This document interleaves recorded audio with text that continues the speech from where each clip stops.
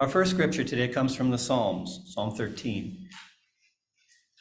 How long, O Lord, will you forget me forever? How long will you hide your face from me? How long must I bear pain in my soul and have sorrow in my heart all day long? How long shall my enemy be exalted over me? Consider and answer me, O Lord my God, give light to my eyes, or I will sleep the sleep of death, and my enemy will say, I have prevailed. My foes will rejoice because I am shaken. But I trusted in your steadfast love. My heart shall rejoice in your salvation. I will sing to the Lord because he has dealt bountifully with me. For our second scripture, the psalmist continues. Number 121. I lift up my eyes to the hills. From where will my help come? My help comes from the Lord who made heaven and earth. He will not let your foot be moved. He who keeps you will not slumber.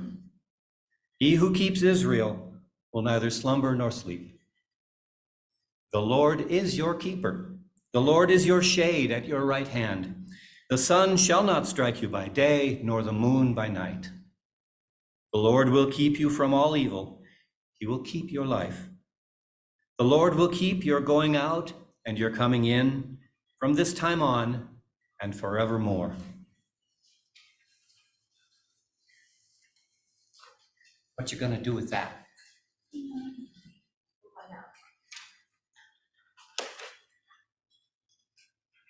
Hi, it's good to see everybody. I'm looking at my pages and this looks long, but it's not, so don't be dismayed. Also, I have poetry in here, so that takes up a lot more room. Everyone has some kind of relationship with God. Most people are very aware and pursue it. Others have little or no realization of it, and some deny it altogether. By virtue of being the handiwork of the Creator, that relationship exists. This spiritual relationship, this traveling together with God, is referenced in many ways. Spiritual growth, spiritual journey, faith walk. You may have a term for your ongoing relationship with God. Maybe it's my ongoing relationship with God, or my faith. I like spiritual journey, traveling with God, maybe on the road with God. Each of us has innumerable circumstances that affect our journey. Plus, God is such a mystery, not a mystery to be solved, but rather one to be explored and elements discovered. No two journeys are alike, similar perhaps, but not identical. Just as each of us is uniquely created, so we each have a unique personal journey, but not identical. Events, people, experiences, and ideas all impact our growth. There's times when it seems a breeze. You're cruising along, feeling really good, things are going your way, you're making good choices. Other times, things seem really hard. Maybe we feel like our steps are lagging and forward progress is impeded. We might feel derailed. There are many moments, there's instances, periods, when we look around at ourselves, look within ourselves, and have a sense of, I don't even know what's happening. In my naivety, I try to believe that all things are possible through God. I'm sorry, Lord, I'm having my doubts. Perhaps my faith is still with you. It is men, women, the human heart that feels the doubt, the gnawing, despairing doubt. Do you weep when your children lash out at each other, seeking power and control rather than peace and compassion? Do you weep? Will your tears pour forth and cover my heart? It's not an understatement to say that we continue to live in difficult days. If we're realistic, we know that it won't change anytime soon.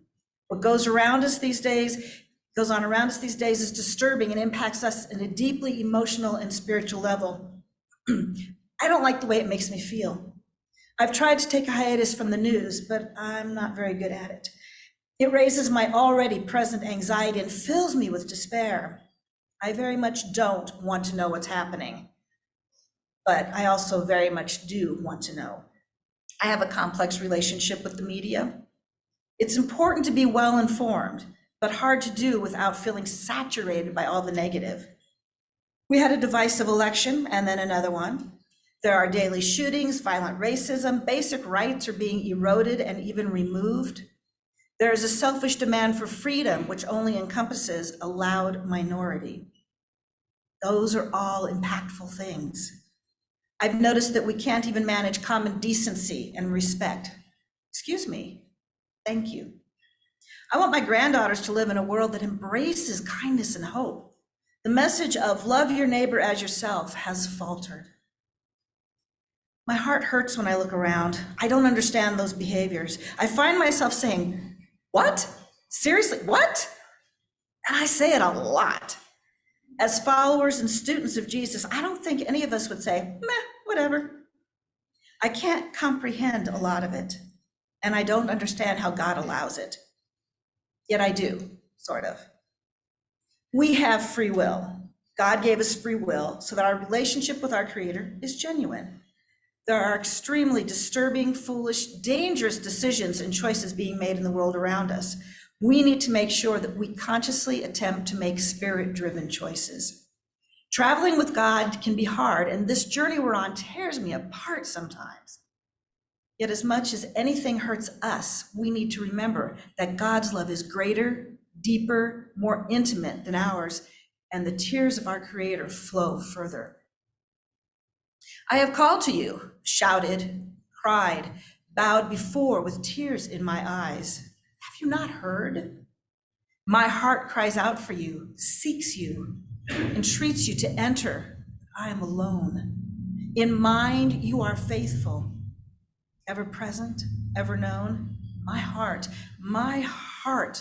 lacks reason. My heart, once so full of your presence, is now empty.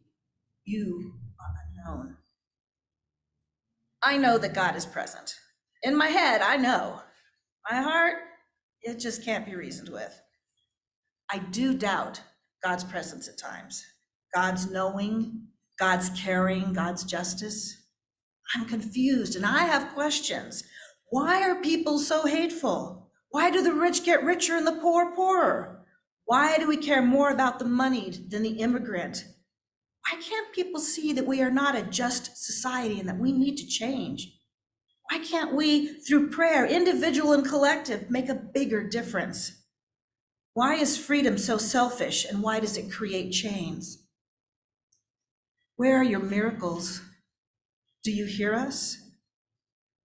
Why does it feel like you have abandoned us at times? Where are you? When we have questions and doubts, we're in really good company.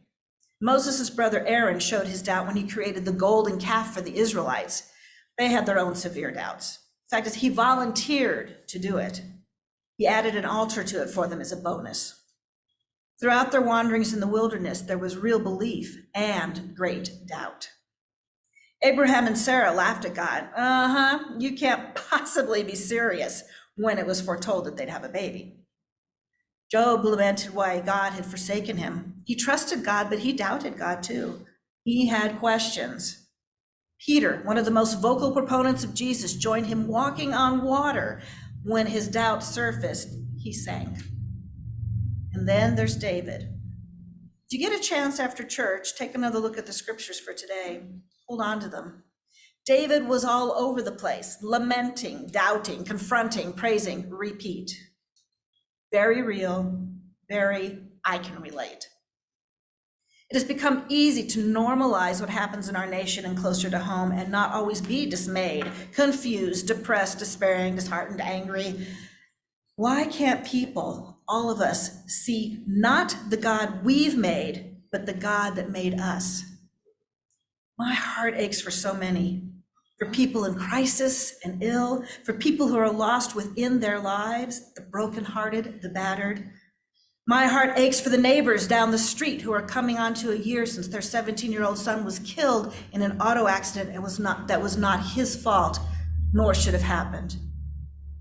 My heart aches for people in pain, and I don't understand the whys of what is happening to my friends and family. I question and I doubt, and it took me a while to know that that was okay.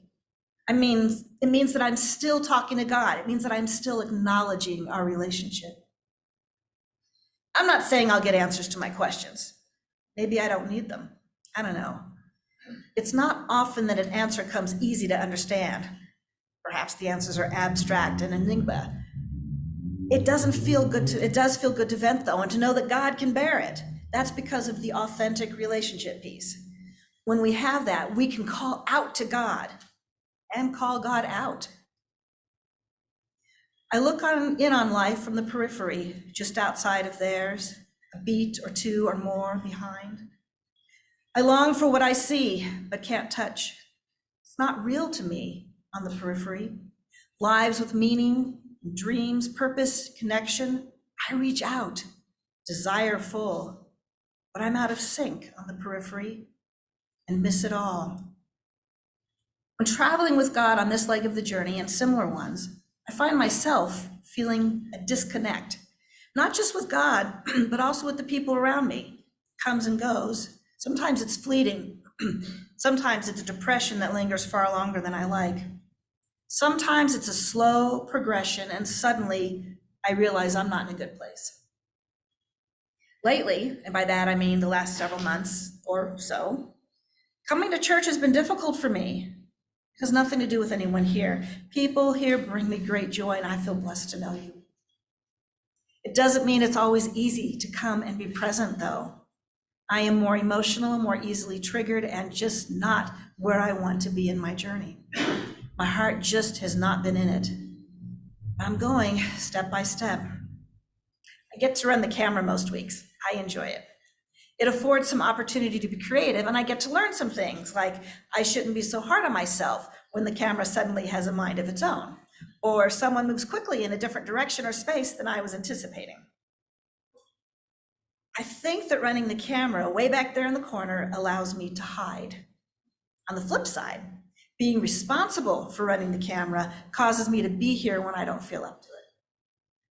There's nothing wrong with missing church, but for me, when I'm not doing particularly well, I can quickly fall into the pattern of avoiding people and not taking part. I know it's better for me to be here, even if I don't interact much. On any given day when I want to retreat, I have my ways of avoiding too much interaction with the general public.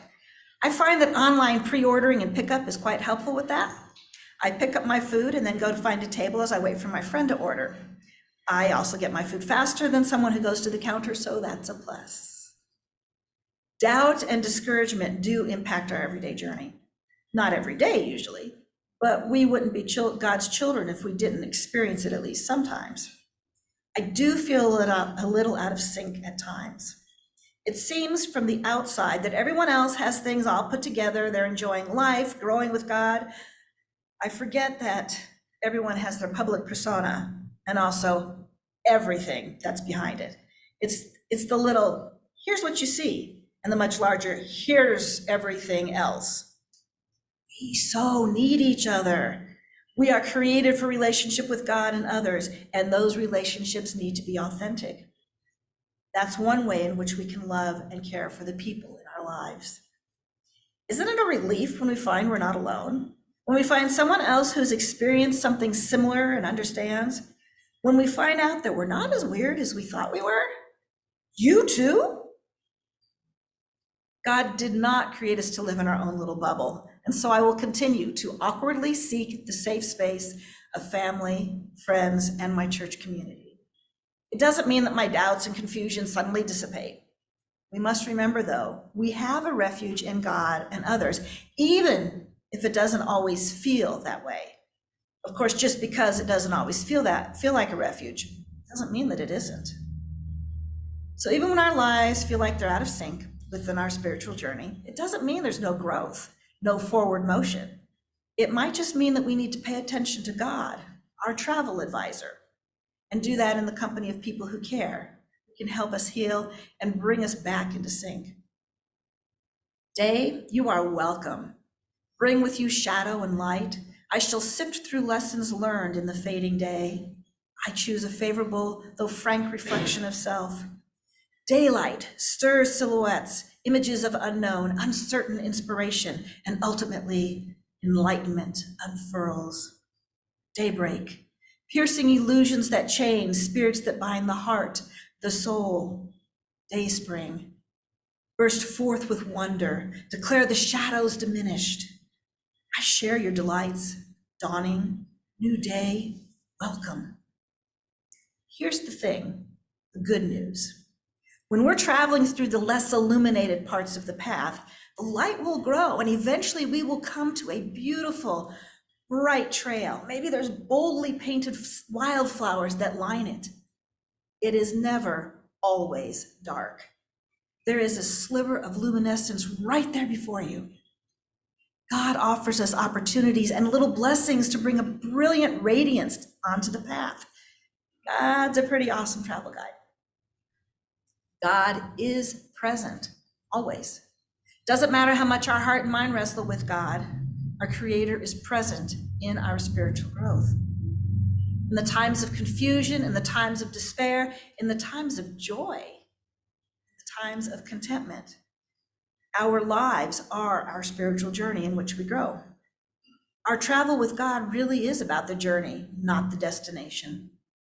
In the midst of our struggle, there are bright spots, blessings, delights that we don't expect. They don't expunge the other, but they can make things more bearable and cause us to be aware of and acknowledge God's presence. It certainly doesn't hurt. I spent this past week in Colorado Springs. It's kind of my vacation and my kind of vacation. A week when I leave my responsibilities behind, except for I had to work on this. I got to stay with my folks and we made very few plans, just spent time together talking, reminiscing, laughing. It is a highlight of my year. It's important to me that I spend that time with them, especially as they grow older. So anyway, this time away was delightful, relaxing, and rejuvenating. My folks treated me to the Royal Gorge train trip for my birthday. If you have not been on it, do go on it. I'd never been, it was wonderful. We traveled first class. Not everybody can do that. I was fortunate, so thank you, Mom and Dad. And everyone was so helpful. They were kind, not just nice, but kind. Kind is different than nice. Nice is from the head. We know how we're supposed to behave. Kind is of the heart. We were waiting to board the train and it was hot. A woman, just someone else waiting for the train, came up and asked my mom if she would like some water. She then proceeded to get water for all of us. Such a kindness. Sometimes simple things like that can turn around our thinking. We see and appreciate the good in people and sense the hope that there can be in our lives. We need to take those times and hold on to them. They are God-breathed. Elements outside of ourselves, our observations, the kindness and compassion of people can make the journey lighter. Finding new opportunities for ourselves will also bring delight in our travels, and that is necessary as we move along our path. I know that it's not just discouragement that I feel, there's also a sense of restlessness. I struggle with wanting to break free in some way. My natural sense of anxiety and lack of confidence tends to drown out any positive message from my heart, message from God. Like many of the kids at school, I'm not a very good first-time listener. This time an opportunity fell into my lap and I decided that my anxiety was gonna have to take a backseat and make way for it. I'm in the middle of a 10-week basic acting class at the Arvada Center. Now, I'm going with a friend, so that eases some of the apprehension that tries to sneak in. And I have an exceptional teacher. You may have heard of him, my son, Jesse. I think I'm actually, though, more self-conscious with him as my instructor. I do know that if nothing else, I'm reminded of God's love and opportunities because I grabbed hold of this. What are some of the things you can pull into your journey, onto your path? I'm not talking about baggage because we already carry enough of that.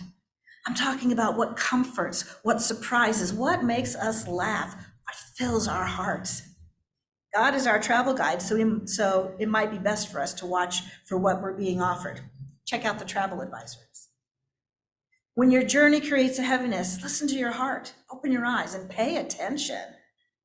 There are blessings, little delights, little personal touches of inspiration and encouragement provided by our Creator.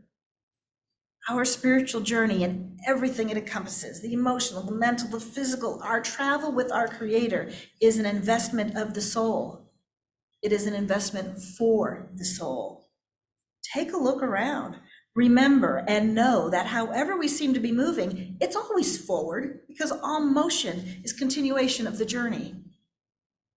As we travel and grow with our Creator in our lifetime spiritual trek, we journey step by step, crawling, plodding, dawdling, strolling, marching, skipping, dancing with God. We keep moving forward. We journey